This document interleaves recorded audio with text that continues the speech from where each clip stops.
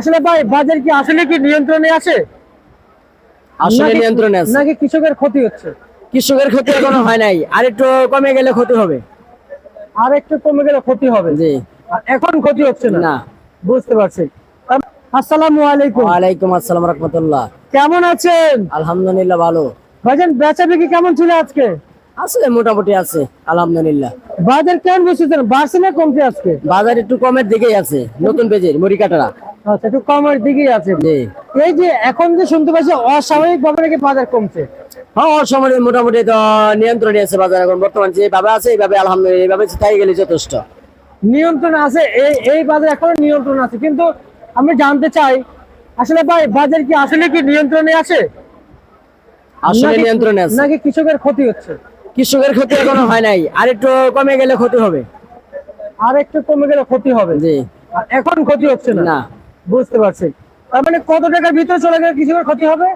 এই পেজ যদি আমরা 30-40 টাকার ভিতরে চলে যায় তাহলে কৃষকের ক্ষতি হবে। তাহলে কৃষকের ক্ষতি হবে, এর আগে হবে না।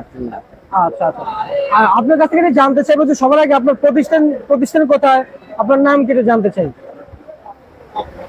আমার আপনার প্রতিষ্ঠান কোথায়? প্রতিষ্ঠান আপনার 42 নম্বর কারণ বাজার, 42 নম্বর পেজের আড়ত, নাম মোহাম্মদ নুরুল ইসলাম। নূর ইসলাম। আচ্ছা নূর ইসলাম ভাই, আপনাদের এই ঘরে আজকের দিনে পেঁয়াজের আমদানিটা কেমন দেখতে পাইলেন?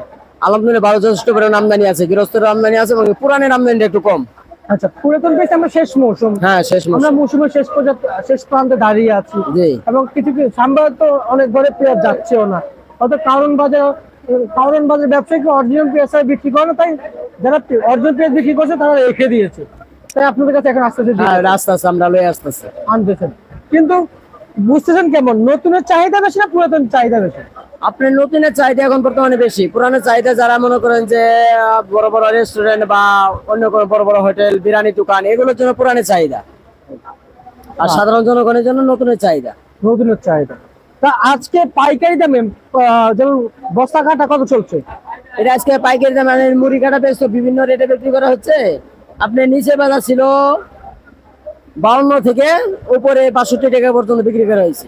আচ্ছা আচ্ছা আচ্ছা, আপনার বাছাই ছাড়া বলবেন আমাদের। আর বাছাই ছাড়াই এটা আপনার মনে করেন যে পার পার কেজি 52 টাকা শুরু করে 62 টাকা পর্যন্ত পাইকারি বিক্রি হয়েছে বস্তা কাটা আজকে?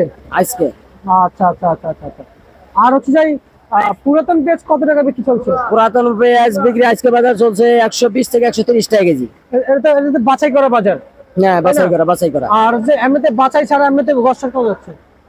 এমনিতে আপনি বাছাই ছাড়া বিক্রি করা হইতাছে আপনার ডেরা যেটা বস্তা কাটা পাবনার ডেরা চলতেছে আপনার 115-20, এবং রাজশাহী চলতেছে 110 টাকা 12 টাকা, ফরিদপুর চলতেছে 100 টাকা 105 টাকা 10 টাকা, এরকম এর মধ্যে।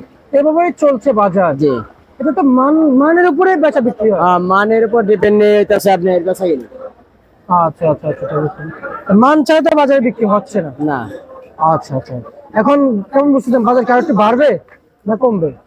বাজার আমদানি থাকলে কমবে, আমদানি কমে গেলে বাড়বে। আচ্ছা, এলসি নিয়ে কি বলতে চান? এলসি পেজ না এখন বর্তমান না নাড়াই উত্তম, গৃহস্থের লস হয়ে যাবে এলসি আসলে। আচ্ছা আচ্ছা, ঠিক আছে। আপনাকে অসংখ্য অসংখ্য ধন্যবাদ। এই ছিল আজকের সর্বশেষ বাজার তালিকা।